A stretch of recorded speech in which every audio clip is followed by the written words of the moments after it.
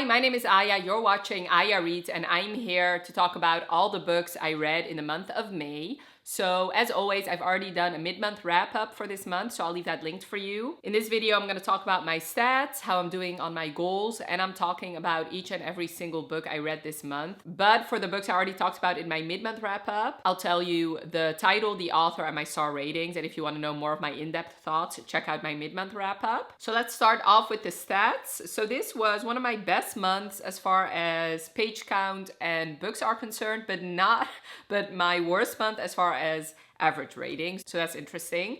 So I finished 14 books and I DNF'd one.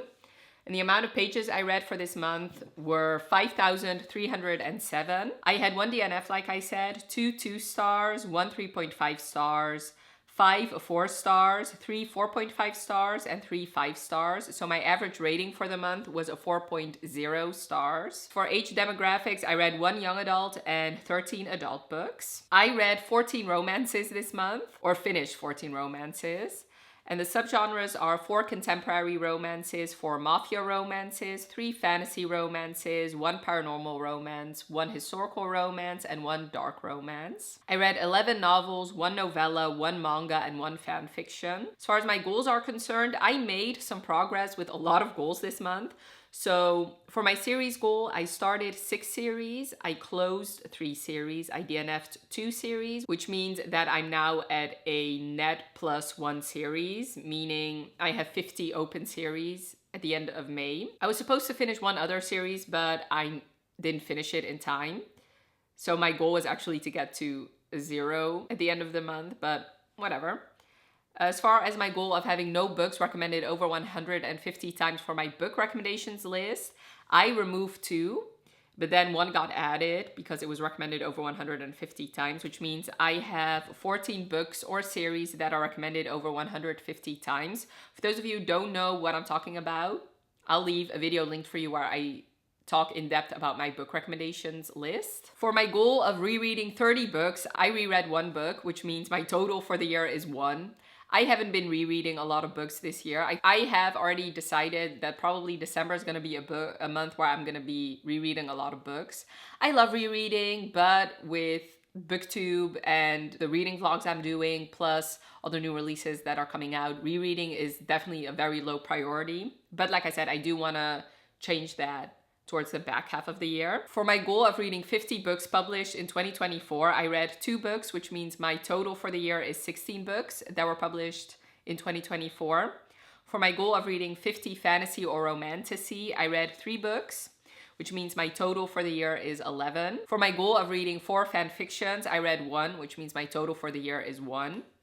And then for my goal of listening to at least 10 audiobooks, I listened to 2, which means my total for the year is 3. Moving on to the wrap-up. So for my 1 DNF, it was unfortunately Jane Eyre by Charlotte Bronte. This makes me very sad because I was so convinced that this was going to be one of my favorite classics that I own at least 3 editions of it. So I don't know, for now it's a DNF. I don't know if I'll ever get back to it, but I got to page 200 and I was listening to the audiobook and reading at the same time, and I did enjoy that. I do have to say, this is pitched as this gothic novel about this governess who falls in love with the man that she's the governess for, like for his ward. A big chunk of this book is just about Jane Eyre growing up, which I really didn't care a whole lot about, and then we finally did get to see some interactions with Mr. Rochester. I found him very annoying and not likable at all. And it was just a slog to get through, and I just really wasn't enjoying myself. I have read a couple of classics that I have enjoyed, like for example, Little Women and Pride and Prejudice.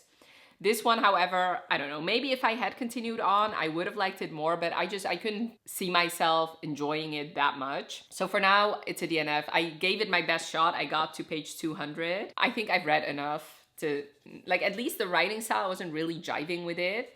So I don't know, maybe one day in the future I'll get back to it, but for now it's a DNF, unfortunately. For my 2 stars, I talked about both of them in my mid-month wrap-up, and they were Yakuza Lover and One Hot Italian Summer. So if you want to know more of my in-depth thoughts, check out my mid-month wrap-up. For my 3.5 star, I also talked about that one in my mid-month wrap-up, and it was Ruthless Stranger by Maggie. This is the first book in her Mafia War series. Oh yeah, for Yakuza Lover and Ruthless Stranger, I read them for my Mafia Romance reading vlog, so check that one out. And for One Hot Italian Summer, I read that one for my reading books about Italian guys while I'm in Italy. For my 4 stars, I talked about 3 of them in my mid-month wrap-up, and they were Bound by Duty and Broken Whispers. Once again, I also read both of them for my Mafia Romance reading vlog. And King of Sloth by Huang. I also read this one for a new releases vlog, so also check that out if you want more of my in-depth thoughts. My 2 other 4 stars are God of Pain by Rina Kent. So this is the second book in her Legacy of God series. My goal is to get caught up on this series before God of War comes out on June 13th. So I'm not doing too well on that, but the goal is to read the next 3 like before God of War comes out. So this follows Creighton and Annika. And Annika, okay, so basically Legacy of the Gods is the next gen series, and you follow characters from 2 different rivaling schools in the UK. They are Royal Elite University and the King's U College. The King's U College are basically pretty much all Americans, and then the Royal Elite School are pretty much all of them British.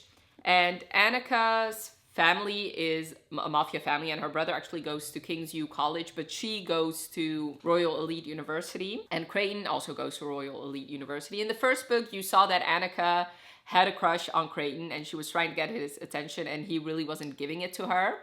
And now in this book, their paths cross multiple times, and he is interested in her because she's very much sunshine and a bubbly personality and just like talks and talks and talks and doesn't shut up, whereas he doesn't really speak a whole lot. He's also like a psychopath.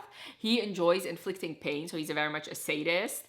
And once he has his eyes set out on Annika, he kind of wants to ruin her. So he hurts her during sex and she likes it. Creighton has something that happened in his past. His parents got killed, and he has suffered some major trauma because of his parents and because of them getting killed. So that is a big plot line in here.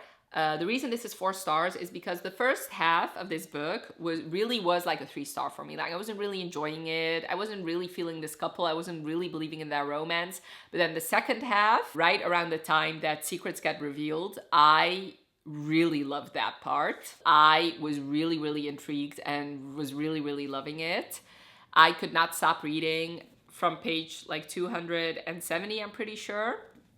Like, I was very much intrigued by the plot and also very much intrigued by their romance. So yeah, it was like a mix. Like, I think the last, it wasn't even half. Like, I would say the last 150 pages was a 5-star, and the first 250 pages was like a 3-star. But overall, it's a 4-star. I did enjoy it. I do prefer God of Malice, which is the first book, but I am very much intrigued to read God of Wrath, which is about Annika's brother. So yeah, and I do have to say this book made me very much intrigued by especially Creighton's parents' books. So that is like the first gen series, and I believe it's her first series ever. So once I finish God of War, the priority is to go back and read like all of Rina Kent's backlist, but especially read Creighton's parents' books, which are Aiden King and Ella Steele. So very much excited to read their story. Then my last 4-star book was Soul of a Witch by Harley Laroux. So this is the 3rd book in her Souls trilogy. And basically all these books take place around the same time, and you have seen Everly and Callum in the first 2 books. Basically, Everly is the daughter of pretty much the bad guy of this series. So her father is a leader of a cult, and they worship this god, and this god demands 3 human sacrifices of these founders of the town. And the first book, the heroine is one of the people they want to sacrifice, and the second book, the heroine is a girl they already tried to sacrifice. And this heroine, she's, like I said, the daughter, basically like the bastard daughter. She's a witch, and he uses her for these sacrifices and to serve his god. But she really wants to get away from her family, and she doesn't really want to serve this god. So one day she stumbles upon this abandoned house, and this house is actually part of her family, her mother's family, so the site of the witches. And there she finds Callum, and Callum is an archdemon, and Callum has been searching for Everly for 2,000 years because one day he was fighting this war against the gods, and Everly showed herself to him saying that she loves him and that he needs to search for her.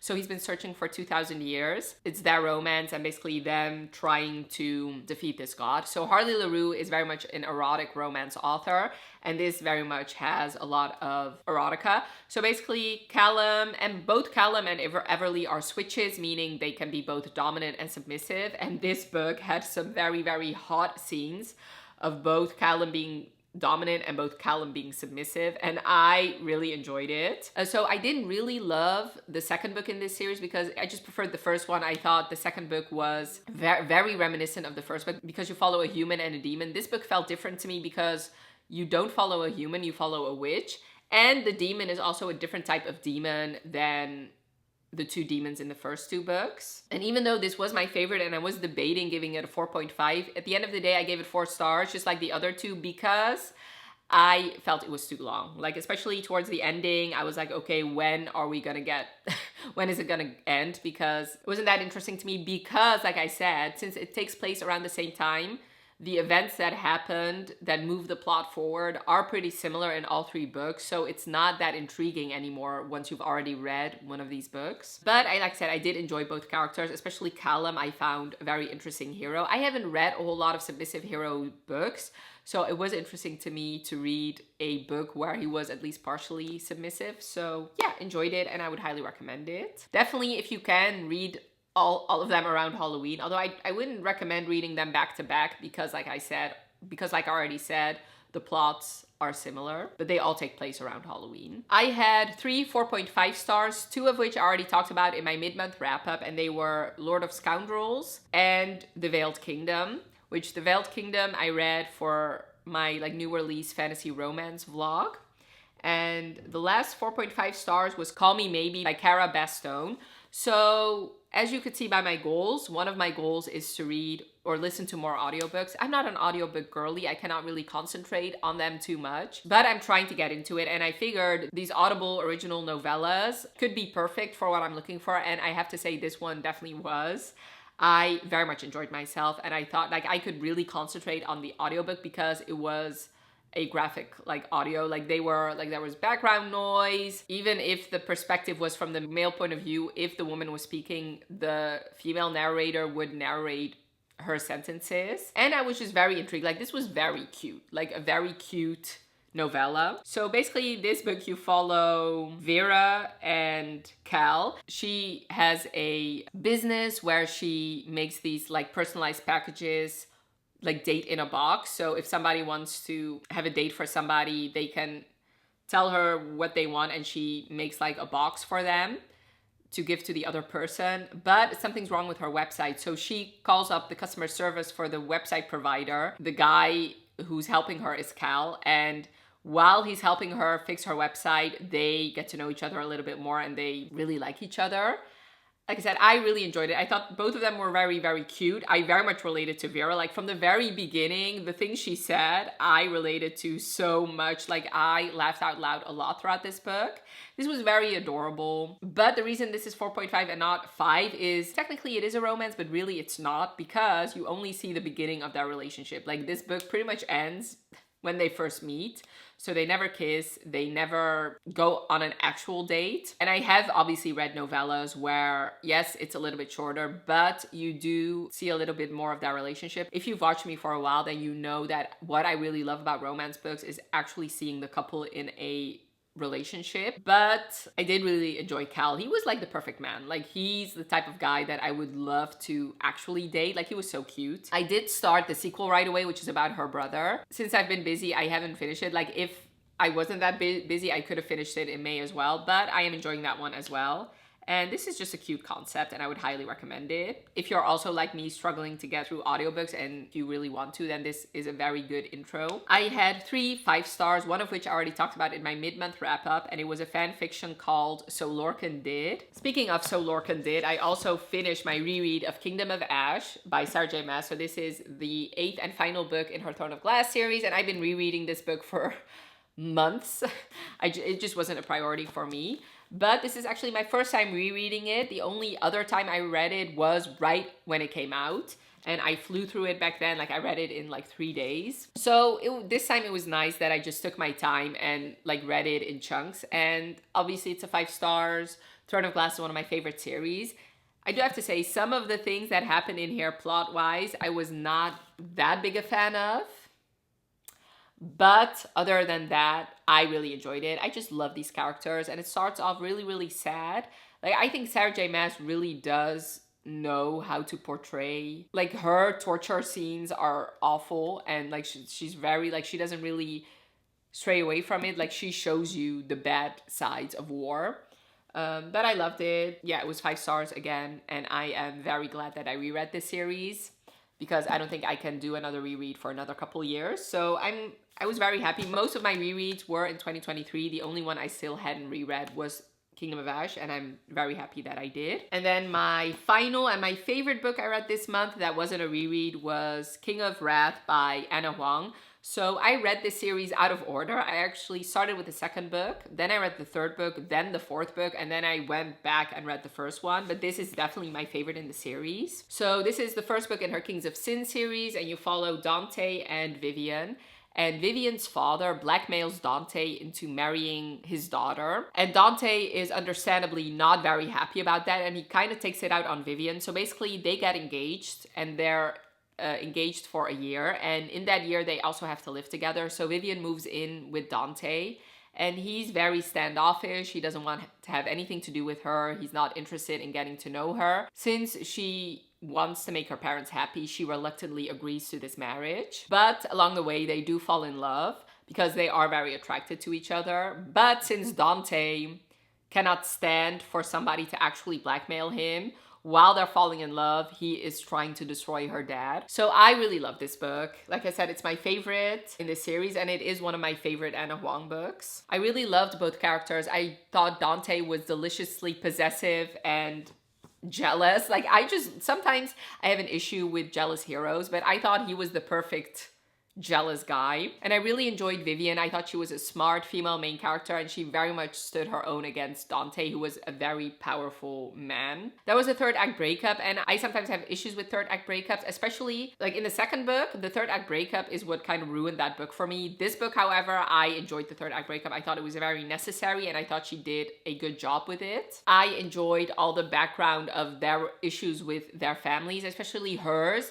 and I did enjoy how that was resolved in the end. There were some scenes in here that I just enjoy. I think Anna Huang does quiet moments very well. Like, there was a scene in here where they're sharing midnight snacks, and I fell in love with that scene and fell in love with them through that scene. If Twisted Lies is one of your favorites, I would say read this book as soon as you can, because they take place around the same time, and Dante and Christian do interact a lot in this book. And if you remember, you did see Dante in Twisted Lies too. Part of me wished I started with this one, because this does set up, especially the second book, very, very well. Maybe I would have loved the second book a little bit more had I read this one first. Maybe not, because like I said, I had some issues with that book revolving the third act breakup. But I really enjoyed it. So far, I have given 4 of the 8 Anna Huang books 5 stars, so this is definitely one of them. It's in my top 4.